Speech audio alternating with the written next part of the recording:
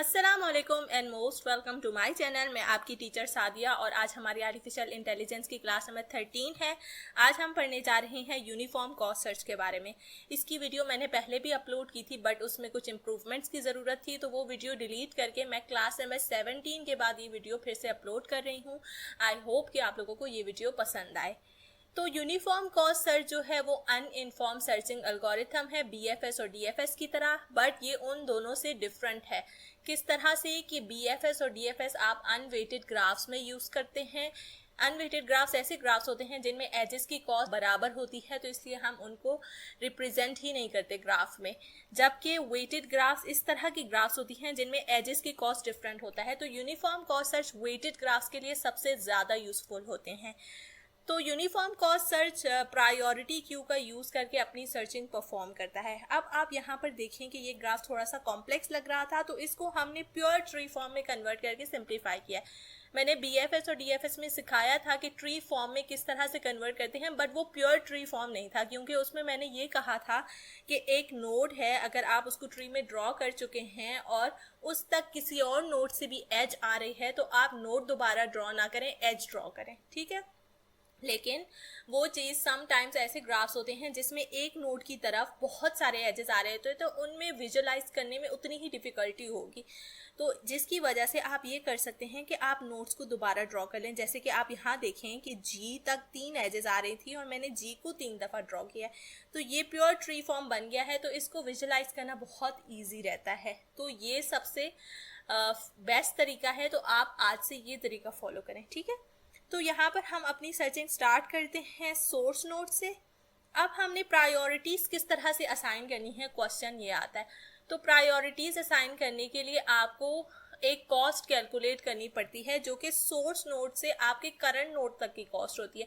वो किस तरह करेंगे वो आप आगे सर्चिंग में देख लेंगे। ठीक है, तो सबसे पहले हम अपने सोर्स नोड को क्यू के अंदर इंसर्ट करेंगे। सोर्स नोड पहला नोड है, तो मोस्टली इसका कॉस्ट हम 0 ही कंसीडर करते हैं। तो प्रायोरिटी क्यू में आपने सोर्स नोड को इंसर्ट कर लिया। अब सोर्स नोड को आप प्रायोरिटी क्यू से रिमूव करेंगे, विजिटेड में इंसर्ट करेंगे। विजिटेड का नोड का लिस्ट आप क्यों बनाते हैं, क्योंकि आप अवॉइड करना चाहते हैं एक नोड को बार बार विजिट करने से। ठीक है, तो अब हमने सोर्स नोड को रिमूव किया। अब उसके चाइल्ड नोड्स या नेबर नोड या एडजेसेंट नोड कुछ भी कह लें, कौन है, ए और बी।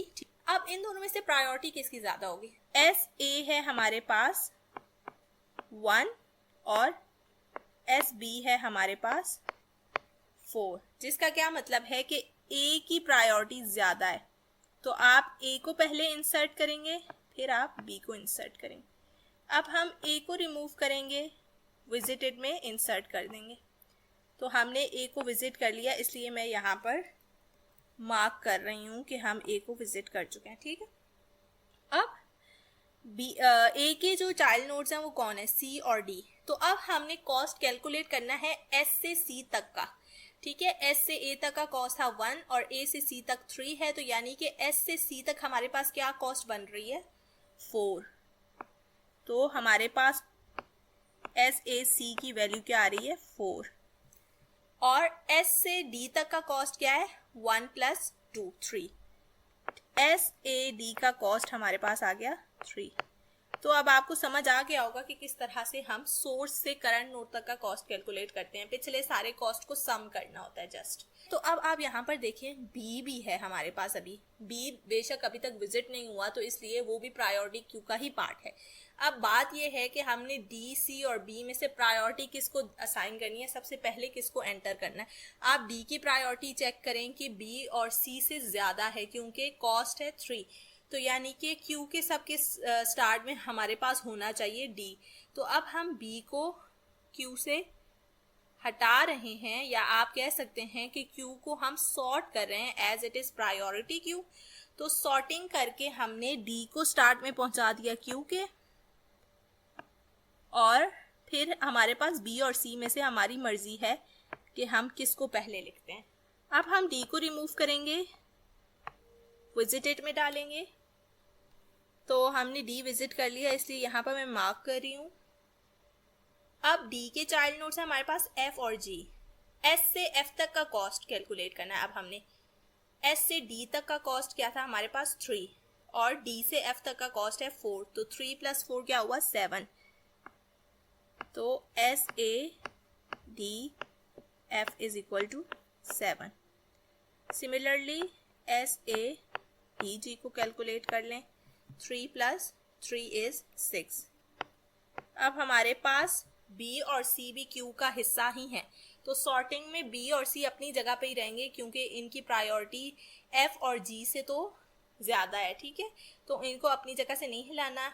और जी को हमने प्रायोरिटी असाइन कर दी एफ के कंपैरिजन में। अच्छा, तो अब हमारे पास बी है क्यू के स्टार्ट में, तो बी को रिमूव करेंगे, विजिटेड में इंसर्ट करेंगे। बी से आगे चाइल्ड नोड हमारे पास है जी, तो एस से बी के थ्रू जी का कॉस्ट क्या है, एस बी जी। हम बी को भी विजिट कर चुके हैं इसलिए टिक लगा रही हूँ। एस से बी तक का कॉस्ट है 4 और 4 + 5 इज 9। अब इसकी प्रायोरिटी बाकी सी एफ और इस वाले जी से कम है, ये बाद में दोबारा इंसर्ट हो जाएगा। अब हम जी को 2 दफ़ा इंसर्ट इसलिए कर रहे हैं कि दोनों की कॉस्ट डिफरेंट है, ठीक है, और विजिटेड नोड्स के अरे होने की वजह से वो प्रॉब्लम नहीं करता दोबारा अगर आप किसी नोड को इंसर्ट करें भी तो। अब हम सी को रिमूव कर रहे हैं, विजिटेड की लिस्ट में डाल रहे हैं। सी से आगे चाइल्ड नोड है ई, तो एस ए सी ई, इसका कॉस्ट क्या है, एस ए सी का कॉस्ट था आपके पास 4 और आप इसको विजिट कर चुके हैं इसलिए टिक लगा दें। 4 + 5 इज 9, तो ये भी एंड पे इंसर्ट होगा जी के बाद, प्रायोरिटी कम होने की वजह से। अब हम जी को रिमूव कर रहे हैं, विजिटेड में इंसर्ट कर रहे हैं। अब जी ही हमारा गोल नोड है, तो इसलिए हम अपनी सर्चिंग स्टॉप कर देंगे। अब यहाँ पर एक और इम्पॉर्टेंट पॉइंट जो मैं आप लोगों को बताने वाली हूँ कि हमने सर्चिंग के दौरान S A D B C G ये सारे नोड्स विजिट किए हैं, पर ज़रूरी नहीं है कि S A D B C G ही हमारा पाथ हो। सर्चिंग में हम समटाइम्स कुछ नोड एक्स्ट्रा हमें विजिट करने पड़ जाते हैं, तो ज़रूरी नहीं है कि उन नोड्स के दरमियान हमारा पाथ भी हो। तो अब हमारा फाइनल पाथ क्या आया है वो हमें देखना पड़ेगा, ठीक। तो आप अब चेक करेंगे कि किन के दरमियान डायरेक्ट एजेस है, तो इससे हमारा फाइनल पाथ निकल आएगा। एस से ए तक आप देखें एक डायरेक्ट एज है, राइट, सो एक तो ये पाथ हो गया। ए से डी भी डायरेक्ट एज है, तो यानी कि ये भी पाथ हो गया हमारा। अब डी से बी तक कोई डायरेक्ट एज नहीं है, जिसका मतलब है कि हमें सर्चिंग में प्रायोरिटी बी की ज़्यादा होने की वजह से हमें बी विजिट तो करना पड़ गया, लेकिन ये हमारा पाथ नहीं है, ठीक है। सी भी एक्स्ट्रा हमें विजिट करना पड़ गया जबकि ये हमारे पाथ में नहीं आता। अब डी से जी तक का डायरेक्ट पाथ है और जी ही हमारा गोल नोड था, जिसका मतलब ये है कि जो हमारा सर्चिंग में ऑप्टिमल पाथ आया है सोर्स नोड से गोल नोड तक पहुंचने का, S A D ji with cost 6।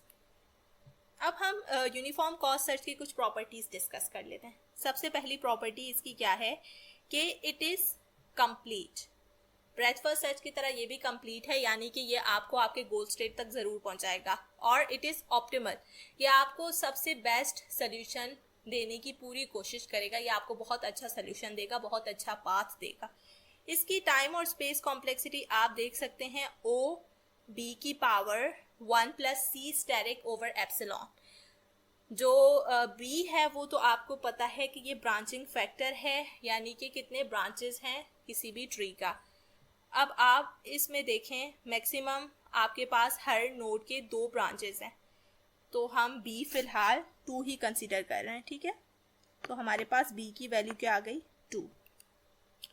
C steric क्या है यहाँ पे आप देख लें, सी स्टेरिक जो है ऑप्टिमल पाथ कॉस्ट है। ऑप्टिमल पाथ हमें एंड पे क्या मिला था, एस ए डी जी, उसका कॉस्ट क्या है 6। तो हमारे पास सी स्टेरिक की कॉस्ट क्या हुई 6।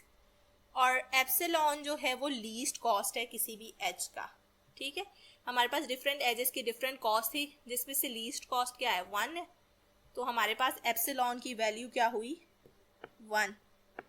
अब हम अपना टाइम कॉम्प्लेक्सिटी और स्पेस कॉम्प्लेक्सिटी कैलकुलेट कर सकते हैं। बी की पावर 1 + c स्टेरिक ओवर ई, सी स्टेरिक क्या है 6, एप्सिलॉन क्या है 1, 6 डिवाइडेड बाय 1 इज 6 और 6 प्लस 1 इज 7 और b क्या था 2 था, तो हमारे पास आ गया 2 की पावर 7।